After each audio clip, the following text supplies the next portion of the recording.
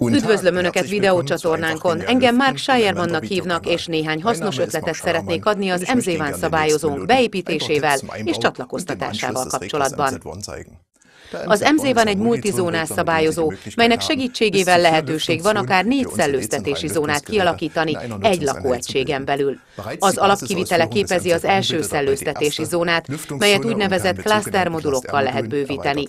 Legfeljebb 4 zónát, azaz 4 klasztermodult lehet egy kezelőegységhez csatlakoztatni. Beépítés előtt kérem ismerje meg írásos útmutatónkat. Az elektromos csatlakoztatást mindenképpen szakembernek kell elvégeznie. Amikor megérkezik Önhöz az MZ-WAN szabályozó, akkor az egy alapkivitelből és esetlegesen további klasztermodulokból áll. Minden alapkivitel egy tápegységből, egy kezelőegységből, egy klasztermodulból, egy páratartalom és hőmérsékletérzékelőből, egy lezáró ellenállásból, egy zacskó szerelékből, továbbá egy részletes írásos útmutatóból tevődik össze. Minden összetevő egy kartondobozban van, melyen sok hasznos információ látható. Itt található egy elektromos csatlakozási grafika is, melyet most részletesen meg fogunk tekinteni. Az útmutatónk 4.1-es fejezetében látható az egyes összetevők bekábelezésének sémája. Ahogy az ábra közepén láthatja, a klasztermodulok mindig sorban vannak kapcsolva. A szellőztető készülékek a képen látható módon vagy sorban, vagy csillagformában is összekapcsolhatók. A csatlakoztatás során ügyeljen a megengedett kábelhosszokra. Nézzük az egyes összetevőket. A balra fent látható tápegységet a kapcsolószekrénybe kell beépíteni. A tápegységből egy kéteres vezetéket fektetünk a DC24 volt üzemi feszültséghez, a kezelőegység felé. Ez a kábel a kezelőegység hátoldalába vezet, melyet egy fali dobozban helyezünk el. A csatlakoztatás hátulról történik a dobozon keresztül. Az egyes klasztermodulok is fali dobozban kerülnek elhelyezésre, melyben a szellőztető készülékek is csatlakoztatásra kerülnek. Egy hasznos tipp, a csillagforma szerinti csatlakoztatáskor ezek a vezetékek a szállítási csomag részét képező csipesszel összefoghatók annak érdekében, hogy a modulhoz csak egy kábelt kelljen csatlakoztatni. A kezelőegységből kiindulva egy 2x2x0,8-as távközlési vezeték kerül fektetésre vezérlésként, melyet közvetlenül a klasztermodulba lehet becsatlakoztatni. Kérem, ügyeljen a vezetékek helyes elosztására. Minden klasztermodulra igény esetén páratartalom és hőmérséklet érzékelőt lehet csatlakoztatni. A klasztermodulok számával a szellőztetési zónákat lehet definiálni. Egy modul az alapkivitelhez tartozik, és akár 3 másik klasztermodullal bővíthető. Az utolsó klasztermodult követően lezáró ellenállást kell elhelyezni. Itt láthatjuk az alapkivitelhez tartozó első klasztermodult, melyet a kezelőegység hátoldalára kell csatlakoztatni. Mind a kezelőegységet, mind pedig a klasztermodulokat fali süllyesztett dobozban kell elhelyezni.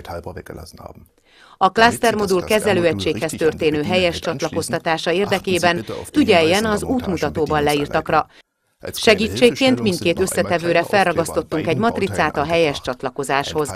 A helytelen csatlakoztatás a modul károsodásához vezethet. Ide csatlakoztassa maximálisan 4 darab számú klasztermodult sorban egymás után a vezérlőkötekhez. Ha egy vezeték rosszul kerül behelyezésre, akkor ez az állapot újra kioldható, amennyiben megnyomja a narancsszínű részt a csipeszen és meghúzza a kábelt. Az utolsó klasztermodulnál mindig ide kerül felszerelésre a lezáró ellenállás. A ventilátoregység 3 pólusú kimenetén keresztül modulonként akár 4 szellőztető készülék csatlakoztatható. Ez lehet akár 4 darab IV14-es, 4 darab IV12-es vagy 2 darab IV25-ös, 2 darab IV14-es és egy IV-Twin kombinációja is lehetséges. A páratartalom és hőmérséklet érzékelő szintén a 2x2x0,8-as kábellel kerül csatlakoztatásra. Ügyeljen arra, hogy az érzékelőtől a modulhoz a vezetékek helyesen legyenek összekapcsolva. A külső csatlakozók további érzékelők csatlakoztatásához vagy a házvezérlő rendszerbe történő beiktatáshoz használatosak. Az egyes szellőztetési zónákat a DIP kapcsoló segítségével definiálni kell. A kapcsolási rajzon megtalálhatja a kapcsolóállásokat, melyeket a klasztermodulokon be kell állítani. A klasztermodulok gyárilag mindig az első zónára vonatkozó beállítással kerülnek megküldésre. Ha ön több modult kapcsol sorban egymáshoz, akkor a rákövetkező modulok kapcsolóállásait a grafika szerint meg kell változtatnia. Mivel mi a példánk során 2 szellőztetési zónát hoztunk létre, azaz 2 klasztermodult készítettünk elő, így a grafikának megfelelően az 1-es számú kapcsolót a 2-es zónára zónában meg kell változtatnunk. Ügyeljen arra, hogy a helyes irányból nézzen a modulokra, orientálódjon a kapcsolóállások számaira, így a grafika segítségével könnyedén felismerheti, hogy melyik kapcsolót kell a következő modulon átállítani. A példafelépítményünkön, mely 2 szellőztetési zónával rendelkezik, minden már korábban említett összetevőt ismételten láthatunk.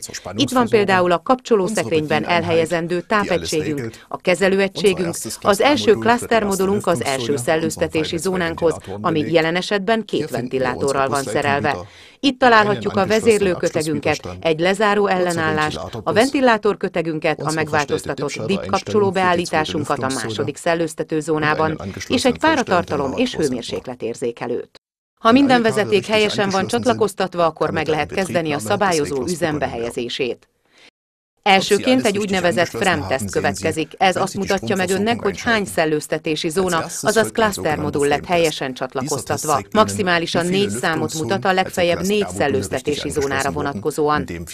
Balról jobbra olvasva az egyes szám egy helyesen csatlakoztatott szellőztetési zónát szemléltet.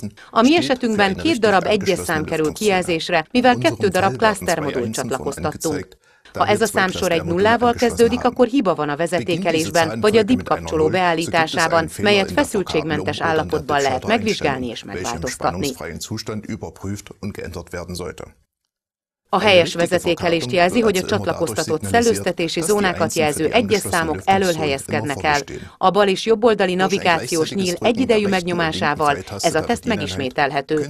Az ezt követő teszt a navigációs nyilaké. Az egyes navigációs nyilak hibamentes működése gombnyomással ellenőrizhető. A következő lépésben az egyes klasztermodulokat egymással össze kell kapcsolni. Koppintson 2-szer a jobboldali nyílra, hogy a beállítások menübe jusson. Haladjon lefelé egészen az összekapcsolásig. Ekkor az összes a kezelőegységhez csatlakoztatott klasztermodul összekapcsolódik. A mi esetünkben egy 2-es szám jelenik meg. Ha ez a szám egyezik az ön által csatlakoztatott modulok számával, akkor a baloldali gomb megnyomásával visszajuthat a főmenübe. Harmadik lépésként a különböző zónákat aktiválni kell.